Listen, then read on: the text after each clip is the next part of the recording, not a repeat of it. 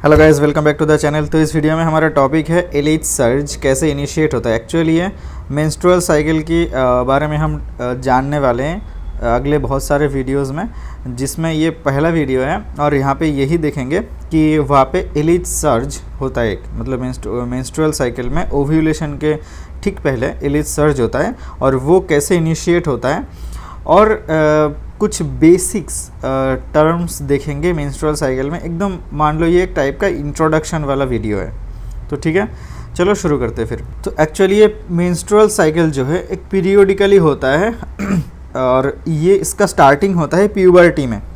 और प्यूबर्टी में क्या चेंजेस आता है जिसकी वजह से ये होता है कि ये जो हाइपोथैलेमो पिट्यूटरी ओवरियन एक्सिस होता है, जिसे हम बोलते हैं HPO एक्सिस। HPO एक्सिस जो है मतलब हाइपोथैलेमो पिट्यूटरी ओवरियन एक्सिस, ये एक्टिवेट होता है। ये एक्टिवेट होता है मतलब 3 ऑर्गन्स देखो यहाँ पे इन्वॉल्व हैं। एक तो हाइपोथैलेमस, दूसरा पिट्यूटरी और तीसरा है ओवरी। तीनों में कुछ हार्मोनल कनेक्शंस बैठना शुरू होता है और वो कब स्टार्ट होता है? प्यूबर्टी में। और यहाँ पे क्या होता है, देखो जो हाइपोथैलेमस है यहाँ पे ये एक हार्मोन रिलीज करता है जिसे हम बोलते हैं gonadotropic releasing hormone, GnRH, gonadotropin releasing hormone. ये काम करता है पिट्यूटरी में, स्पेसिफिकली कहाँ पे? एंटीरियर पिट्यूटरी में, जहाँ पे इसका रिसेप्टर होता है, जिसके वजह से यहाँ से ये जो FSH और LH रिलीज होता है, नाम के 2 हार्मोन। FSH मतलब फॉलिकल स्टिमुलेटिंग हार्मोन और LH मतलब ल्यूटिनाइजिंग हार्मोन। तो ये दोनों हार्मोन्स कब स्टार्ट होते हैं सिक्रेशन इसका? प्यूबर्टी में, जब HPO एक्सिस एक्टिवेट होता है। ये जो गोनाडोट्रोपिन रिलीजिंग हार्मोन, यहाँ पे एक सवाल आता है कि हाइपोथैलेमस से क्या ये एक GnRH हार्मोन पहले क्या रिलीज नहीं होता था प्यूबर्टी से पहले? का 2 टाइप का रिलीज होता है, एक होता है कंटिन्यूअस रिलीज और दूसरा होता है पल्सेटाइल रिलीज। पल्सेटाइल मतलब और कंटिन्यूअस मतलब क्या है? कंटिन्यूअस मतलब एक फिक्स्ड अमाउंट में ये रिलीज होता रहता है। और पल्सेटाइल मतलब कभी मतलब एक बर्स्ट में रिलीज होता है, कभी ज़्यादा कभी कम, कभी ज़्यादा कभी कम, ऐसे वेरी करता है उसका लेवल, ठीक है। तो पल्सेटाइल रिलीज ये 2 टाइप का रिलीज होता है GnRH का। लेकिन ये जो कंटिन्यूअस रिलीज होता है ये प्यूबर्टी से पहले होता है, जिसके वजह से अगर कंटिन्यूअस रिलीज होता है तो FSH LH रिलीज नहीं होगा।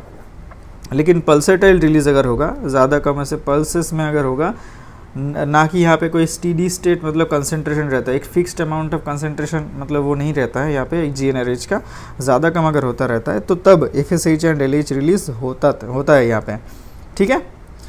तो और ये जो चेंज आता है from continuous to pulsatile release, ये होता है प्यूबर्टी में, जिसकी वजह से ये पूरा एक्सिस एक्टिवेट होता है, ठीक है। तो इतने तो आपको समझ में आ गया होगा। अब आ जाते हैं यहाँ पे इम्पॉर्टेंट, ये स्टार्ट होता है FSH से ठीक है। FSH से कहानी स्टार्ट होता है। अभी ये जो FSH है ये काम करता है फॉलिकल पे। देखो अभी क्या बोले हम यहाँ पे? हाइपोथैलेमो पिट्यूटरी ओवरियन एक्सिस। तो हाइपोथैलेमस से क्या रिलीज होता है? GnRH। पिट्यूटरी से क्या रिलीज होता है? FSH। यहाँ पे पहले FSH का ही नाम ले लेता है।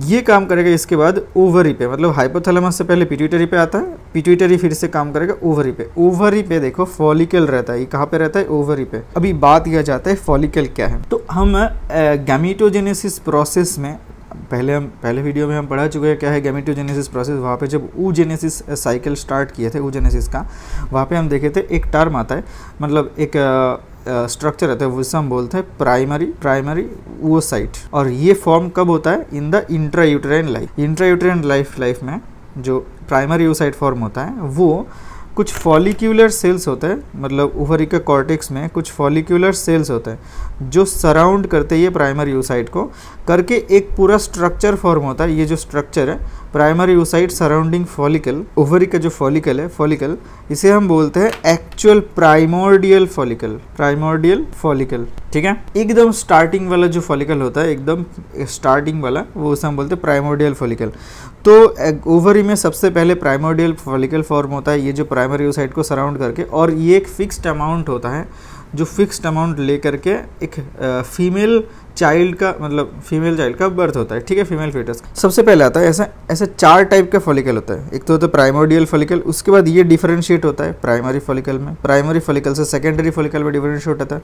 इसे हम बोलते हैं pre enteral follicle, secondary follicle को प्री एंट्रल क्योंकि एंट्रल फॉलिकल का सिर्फ मतलब आगे वाला स्टेट है ये। सेकेंडरी फॉलिकल से फॉर्म होता है टर्शियरी फॉलिकल, जिसे हम बोलते हैं एंट्रल फॉलिकल। एंट्रम मतलब कैविटी होता है, ठीक है। तो ये जो सेकेंडरी फॉलिकल है इसका अवर फिर से दो सब टाइप होते हैं, एक अर्ली प्री एंट्रल और दूसरा होता है लेट प्री एंट्रल, ठीक है। अर्ली और लेट प्री एंट्रल में डिवाइडेड होते हैं। तो यहाँ पे सबसे पहले जो प्राइमोर्डियल फॉलिकल है वहाँ से प्राइमरी फॉलिकल। अब ये जो अपटिल ये जो अर्ली प्री सेकेंडरी और प्री एंट्रल फॉलिकल है, ये वाला स्टेट प्राइमोर्डियल, प्राइमरी और अर्ली प्री एंट्रल फॉलिकल, ये तीन लेकर के एक स्टेज होता है। और लेट प्री एंट्रल और एंट्रल फॉलिकल, इसके बाद आता है क्या है, ग्राफियन फॉलिकल, ठीक है, ग्राफियन फॉलिकल। ये कुछ अलग अलग स्टेजेस का नाम होता है, वो हम टाइप्स ऑफ फॉलिकल के वीडियोस में हम पढ़ा चुके हैं। ये क्या क्या 5 टाइप का, मतलब मेनली 4 टाइप का फॉलिकल है। ये जो टर्शियरी और एंट्रल फॉलिकल है जस्ट बिफोर ओव्यूलेशन, उसे हम बोलते हैं ग्राफियन फॉलिकल, सेम ही है, होता ही है। ये भी एंट्रल फॉलिकल है, लेकिन एकदम मोस्ट मैच्योर ये जो एंट्रल फॉलिकल को हम ग्राफियन फॉलिकल बोलते हैं, ठीक है। तो ये तब आप उस वीडियो में देख सकते हो टाइप्स ऑफ फॉलिकल्स में, ठीक है। तो ये देखो ये जो पहला वाला जो स्टेट है, ये जो सेकेंडरी मतलब up till early secondary follicle, यहाँ पे क्या होता है, सेकेंडरी फॉलिकल सबसे पहला फॉलिकल है जहाँ पे फॉलिकुलर सेल्स है। फॉलिकुलर सेल्स है, ये 2 टाइप में डिवाइड होता है। फॉलिकुलर सेल्स जो होता है यहाँ पे मतलब सेकेंडरी फॉलिकल में, यहाँ पे क्या होता है, 2 टाइप में डिवाइड होता है, ग्रैन्युलोसा सेल और दूसरा होता है थीका सेल, ठीक है। मतलब प्री एंट्रल फॉलिकल स्टेज में ये चेंजेस आते हैं, फॉलिकल ग्रैनुलोसा और थीका सेल्स। एक्चुअली क्या होता है, यहाँ पे ये जो प्राइमरी oocyte है, यहाँ पे सिंगल लेयर होता है फॉलिकुलर सेल्स का, ठीक है, सिंगल लेयर होता है। प्राइमरी फॉलिकल में क्या होता है, यहाँ पे भी सिंगल लेयर होता है, यहाँ पे भी सिंगल लेयर होता है, लेकिन ये क्या होता है, एक क्यूबॉइडल सेल लेयर होता है यहाँ पे। ये जो फॉलिकुलर सेल्स जो होता है ये क्यूबॉइडल होता है। यहाँ पे देखो फ्लैट होता है, फ्लैट फॉलिकुलर सेल्स, यहाँ पे क्या होता है, क्यूबॉइडल फॉलिकुलर सेल्स होता है। लेकिन सेकेंडरी फॉलिकल में आकर के क्या होता है, प्राइमरी oocyte तो ये रहा, लेकिन यहाँ पे बहुत सारा ये जो लेयर है सिंगल लेयर नहीं रहता है, मल्टीपल लेयर में डिवाइड हो जाता है। Follicular cell layer multiple cell layer में डिवाइड होता है, जिससे एक होता है ग्रैनुलोसा सेल लेयर और दूसरा होता है थीका सेल लेयर। ये जो ग्रैनुलोसा सेल है, यहाँ पे आता है FSH receptor, follicle stimulating hormone, जो जिसका हम बात कर रहे हैं। ये जो हार्मोन है ये काम करता है कब जा कर के, कौन सा जगह पे काम करता है FSH से, ये सेकेंडरी फॉलिकल का लेट स्टेज में आकर के, मतलब अर्ली तक नहीं आता है, यहाँ तक नहीं आता है। तो ये वाला स्टेज जो है primordial follicle to primary to early secondary follicle, ये FSH इंडिपेंडेंट होता है, ठीक है।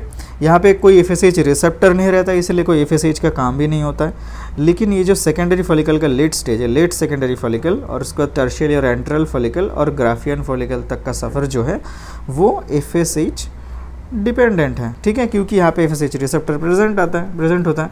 तो ग्रैनुलोसा सेल में आकर के ये सेकेंडरी फॉलिकल में आकर के ग्रैनुलोसा सेल में डिवाइड होता है, उसके बाद ही जाकर के FSH रिसेप्टर अपीयर होता है। तो देखो यहाँ पे ग्रोथ ऑफ द फॉलिकल जो है ये 2 टाइप में डिवाइडेड है, इंडिपेंडेंट ऑफ FSH और डिपेंडेंट ऑन FSH। तो इंडिपेंडेंट ऑफ FSH हम देखें स्टेज कौन सा है, देखो इंडिपेंडेंट जो है मतलब जब FSH रिसेप्टर नहीं है, अभी क्या बताए हम, primordial follicle too early pre enteral follicle, ये जो है इस तक का जो सफ़र है वो FSH इंडिपेंडेंट है, क्योंकि यहाँ पे कोई FSH रिसेप्टर नहीं होता है और इसका ड्यूरेशन होता है ऑलमोस्ट 70 डेज। और FSH डिपेंडेंट जो होता है वो लेट प्री एंट्रल टू कौन सा, ग्राफियन फॉलिकल, मतलब जस्ट बिफोर ओव्यूलेशन जो हम एंट्रल फॉलिकल को बोलते हैं उसे हम बोलते हैं ग्राफियन फॉलिकल। ये एक टाइप का एंट्रल फॉलिकल ही होता है और इसका ड्यूरेशन कितना होता है, 14 डेज, ऑलमोस्ट 14 डेज होता है। टोटल ड्यूरेशन क्या हुआ, देखो primordial follicle to Graafian follicle total कितना होता है, 84 to 85 डेज होता है, ठीक है। 84 to 85 डेज टाइम लगता है एक प्राइमोर्डियल फॉलिकल को ग्राफियन फॉलिकल में मतलब मैच्योर होने में। एक्चुअल मुद्दे पे आ जाते हैं हम कि FSH वहाँ पे काम करने के बाद क्या होता है, मतलब ये FSH डिपेंडेंट वाला स्टेट में ये वाला हमारा भी हाईलाइटेड है। ये जो इनिशियल स्टेज जो होता है ये तो FSH इंडिपेंडेंट है, यहाँ पे हार्मोन का कोई रोल नहीं है। लेकिन जब जहाँ पे हार्मोन FSH काम करता है, अभी हमें ये देखना है FSH काम करने के बाद क्या क्या चेंजेस आता है, क्योंकि FSH काम करने के बाद ही वो LH सर्ज का प्रोसेस जो हो वो स्टार्ट होगा। तो देखो कैसे होता है। तो FSH जो है ग्रैन्युलोसा सेल में काम करती है, क्योंकि इसका रिसेप्टर ग्रैन्युलोसा सेल में होता है। तो वहाँ पे काम करने के बाद, मतलब ग्रैन्युलोसा सेल क्या, हम फिर से दिखा देते हैं। ये जो प्राइमरी oocyte है, इसके बाहर बहुत सारा फॉलिक्यूलर सेल लेयर रहता है, मल्टीपल, मान लो ये बहुत सारा होगा, ठीक है, ऐसे बहुत सारा होगा। तो यहाँ पे ये जो है, यहाँ FSH जो है तो यहाँ पे काम करेगा, यहाँ पे FSH रिसेप्टर रहता है, जो हम बोलते हैं इसे ग्रैन्युलोसा सेल। तो प्राइमरी oocyte को सराउंड करके ग्रैन्युलोसा सेल रहता है, कहाँ पे, लेट प्री एंट्रल स्टेज में। तो ग्रैन्युलोसा सेल से रिलीज होता है अभी FSH काम करने के बाद, ईस्ट्रोजन रिलीज होता है, इनहिबिन B रिलीज होता है, और AMH और एंटी मोलेरियन हार्मोन रिलीज होता है। और ये जो ईस्ट्रोजन है ये मेन हार्मोन होता है हमारा मेंस्ट्रुअल साइकिल का, और मेन सेक्स हार्मोन होता है ईस्ट्रोजन और प्रोजेस्टेरॉन फीमेल्स में। ओके, तो FSH काम करने के बाद ईस्ट्रोजन रिलीज होता है ग्रैन्युलोसा सेल से। अब यहाँ पे देखो मेन हार्मोन पे ही आ जाते हैं, ईस्ट्रोजन पे। ईस्ट्रोजन का यहाँ पे बहुत वाइटल रोल है। अब ईस्ट्रोजन क्या करता है, देखो ये ईस्ट्रोजन अभी 3 काम करते हैं। एक तो यूटेराइन जो एंडोमेट्रियम होता है, यूटेरस में जो एंडोमेट के कौन सा लेयर होता है यूटेरस में, एंडोमेट्रियम, मायोमेट्रियम और बाहर एकदम सिरोजा। तो अंदर वाला जो एंडोमेट्रियम होता है वहाँ पे ये अगर वहाँ पे जाके एक्ट करता है, वहाँ पे काम करने के बाद क्या होता है, इसका प्रोलिफरेशन होता है, यूटेराइन एंडोमेट्रियम का प्रोलिफरेशन होता है। अगर वो प्रोलिफरेशन होगा तो मतलब उसका थिकनेस बढ़ेगा। उसके बाद क्या होता है, LH के ऊपर इसका काम है, क्योंकि ये जो है ईस्ट्रोजन जो है, ईस्ट्रोजन इसके ऊपर क्या था, देखो ये निकल रहा था ओवरी से, ठीक है। तो एक्चुअली देखो हाइपोथैलेमस जो है वहाँ से क्या रिलीज हो रहा है, GnRH, ये काम कर रहा है एंटीरियर पिट्यूटरी पे। यहाँ से क्या रिलीज हो रहा है, FSH एंड LH, ये काम कर रहा है ओवरी पे। यहाँ से ईस्ट्रोजन रिलीज हो रहा है। अब देखो यहाँ पे अभी ईस्ट्रोजन रिलीज हो गया। ये जो ईस्ट्रोजन है ये नेगेटिव इफेक्ट दिखा सकता है LH और FSH पे, और GnRH पे भी नेगेटिव इफेक्ट दिखा सकता है, ठीक है। तो एक्चुअली होता क्या है, देखो नॉर्मली जो LH है, LH हार्मोन के ऊपर जो ईस्ट्रोजन का इफेक्ट होता है नेगेटिव फीडबैक इफेक्ट। मतलब ये ईस्ट्रोजन एक सर्टेन लेवल तक LH को झेल सकते हैं, उसके बाद अगर ज़्यादा हो जाता है तो LH को इनहिबिट करेगा, इसका सिक्रेशन को, ठीक है। लेकिन ईस्ट्रोजन का लेवल अगर मोर देन 200 पिकोग्राम पर ml जो हो जाता है, ये अगर मोर देन 48 आवर्स तक अगर रहा, मोर देन 48 आवर्स अगर oestrogen level more than 200 picogram per ml रहा, तो ये पॉजिटिव फीडबैक दिखाता है। मतलब इसके वजह से ये नेगेटिव इनहिबिट नहीं होता ईस्ट्रोजन की वजह से LH, ये स्टिमुलेट करता है इसका रिलीज को, LH रिलीज को स्टिमुलेट करता है। इसकी वजह से क्या होता है, इंक्रीज्ड LH, पॉजिटिव फीडबैक की वजह से ईस्ट्रोजन के पॉजिटिव फीडबैक की वजह से ये LH लेवल इंक्रीज होता है। यहीं से स्टार्ट होता है, इसे हम बोलते हैं LH सर्ज। तो इस LH सर्ज किसके वजह से हो रहा है, ड्यू टू ईस्ट्रोजन। कब हो रहा है, जब oestrogen level more than 200 picogram per ml more than 48 hours तक हो रहा है। तो 48 आवर्स से ज़्यादा अगर oestrogen level more than 200 picogram per ml रहा, तो वो LH सिक्रेशन को इनहिबिट नहीं करता है, उसके जगह क्या करता है, वो स्टिमुलेट करता है। पॉजिटिव फीडबैक इफेक्ट की वजह से वो उसका सिक्रेशन को स्टिमुलेट करता है, इसी को हम बोलते हैं LH सर्ज, ठीक है। ये है मेन कैसे LH सर्ज स्टार्ट होता है। अब देखो और एक पार्ट रह गया, तो पहले बताया था कि हम ईस्ट्रोजन का दो इफेक्ट हो गया। तीसरा इफेक्ट क्या है, हम बोले कि वो LH एंड FSH दोनों के ऊपर नेगेटिव फीडबैक दिखाता है, लेकिन FSH के ऊपर हमेशा ऑलवेज हर लेवल पे FSH पे नेगेटिव फीडबैक होता है, मतलब उसका सिक्रेशन घटाता है। ईस्ट्रोजन अगर ज़्यादा होगा तो FSH सिक्रेशन कम हो जाएगा, इनहिबिट हो जाएगा। तो इसकी वजह से क्या होता है, देखो और एक है इनहिबिन B का बात क्यों कर रहे हैं यहाँ पे। देखो यहाँ पे ग्रैन्युलोसा सेल है, यहाँ से इनहिबिन B भी रिलीज़ हो रहा था ग्रैन्युलोसा सेल से FSH काम करने के बाद।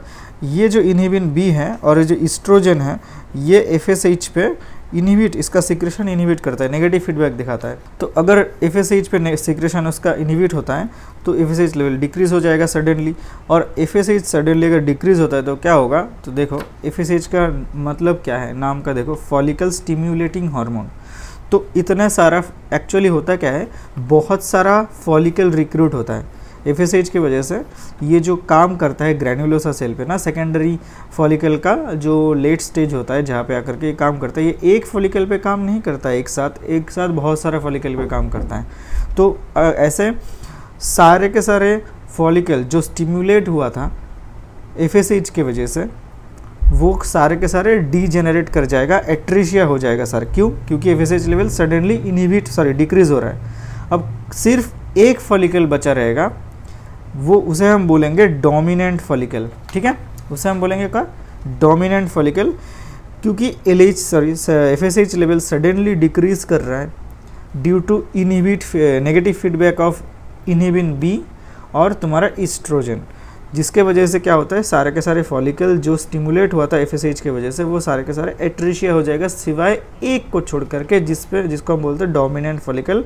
और डोमिनेंट फॉलिकल कौन सा सिलेक्ट होता है, जिसमें सबसे ज़्यादा FSH रिसेप्टर प्रेजेंट होता है। तो एक फॉलिकल का सिलेक्शन होता है, और यही बाद में जा कर के ग्राफियन फॉलिकल फॉर्म करता है। ग्राफियन फॉलिकल सिर्फ एक ही फॉलिकल फॉर्म करता है, ग्राफियन फॉलिकल, जिसकी वजह से ओव्यूलेशन सिर्फ इसी एक ही फॉलिकल का होगा, बाकी सारे फॉलिकल का एट्रीशिया हो जाएगा। और ओव्यूलेशन यही LH सर्ज की वजह से होगा। वो कैसे होता है, LH सर्ज होने के बाद क्या क्या होता है, वो नेक्स्ट वीडियोज़ में हम जानेंगे।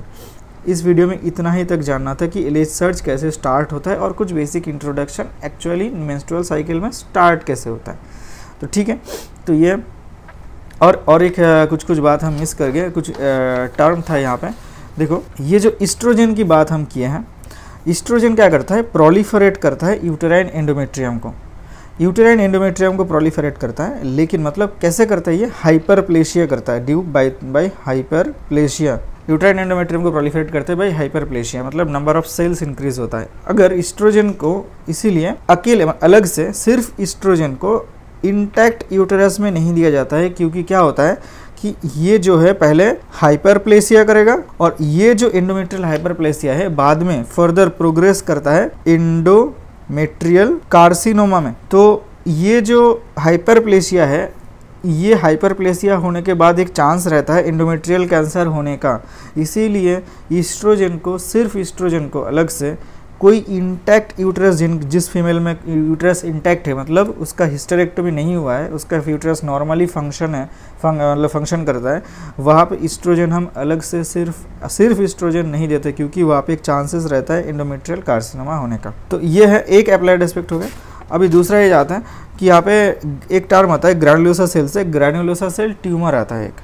तो वो क्या होता है, वो एक फेमिनाइजिंग ट्यूमर है, क्योंकि ग्रैन्युलोसा सेल का मेन जो हार्मोन है वो कौन सा है, ईस्ट्रोजन है, ईस्ट्रोजन। तो ग्रैन्युलोसा सेल ट्यूमर में जो हार्मोन लेवल मेनली इंक्रीज होता है, जो हार्मोन इंक्रीज होता है वो होता है ईस्ट्रोजन। यहाँ पे ट्यूमर मार्कर क्या है ग्रैन्युलोसा सेल से, और क्या क्या रिलीज होता है, ये देखो, इनहिबिन बी रिलीज होता है और एंटी मुलेरियन हार्मोन रिलीज होता है। तो ट्यूमर मार्कर है इनहिबिन बी, और न्यू ट्यूमर मार्कर है क्या, anti Mullerian hormone. Actually anti Mullerian hormone जो है, इसका भी कुछ इंपॉर्टेंट इन्फॉर्मेशन आपको देना चाहता हूँ। क्या वो है, ये AMH और एंटी मुलेरियन हार्मोन, ये होता है, एक टेस्ट किया जाता है। ये किसका टेस्ट में, ये उसका टेस्ट फॉर ओवरियन रिजर्व। ये टेस्ट करने के लिए एंटी मुलेरियन हार्मोन लेवल देखा जाता है, एंटी मुलेरियन हार्मोन को, क्योंकि इसका जो कंसेंट्रेशन है, एंटी मुलेरियन हार्मोन लेवल का कंसेंट्रेशन, ये is directly proportional to number of follicle present in the ovary. तो जितना ज़्यादा फॉलिकल ओवरी में प्रेजेंट रहेगा, उतना ही एंटी मुलेरियन हार्मोन लेवल ज़्यादा रहेगा। तो मेनोपॉज मतलब, तो वहाँ पे क्या होता है, ओवरी में कोई फॉलिकल बचा नहीं रहता है। तो देखो, क्योंकि नंबर ऑफ फॉलिकल के जो प्रोपोर्शन में जितना ज़्यादा फॉलिकल होगा उतना ज़्यादा AMH का कंसंट्रेशन होगा। तो इससे हम डिसाइड कर सकते हैं कि फीमेल में मेनोपॉज हो गया है कि नहीं, ठीक है। ओवरी में कोई फॉलिकल बचा है कि नहीं, क्योंकि फीमेल में एक लिमिटेड अमाउंट में ही फॉलिकल प्रेजेंट रहता है, ओवरी में उसका अनलिमिटेड सप्लाई नहीं रहता है, ठीक है। वो इंट्रा यूटेराइन लाइफ से ही वो फिक्स्ड रहता है। तो इसके वजह से एंटी मुलेरियन हार्मोन का लेवल जो चेक है वो हम कर सकते हैं फॉर ओवरियन रिजर्व देखने के लिए कि कितना फॉलिकल्स ओवरी में बचा है। तो यही था कुछ छोटा मोटा इन्फॉर्मेशन। और एलीच सर्ज कैसे होता है इस वीडियो में हम बहुत अच्छे से देखा। इसके बाद वाले वीडियो में देखेंगे कि एलीच सर्ज होने के बाद क्या क्या चेंजेस आता है। तो मिलते हैं नेक्स्ट वीडियो में। Till then good bye.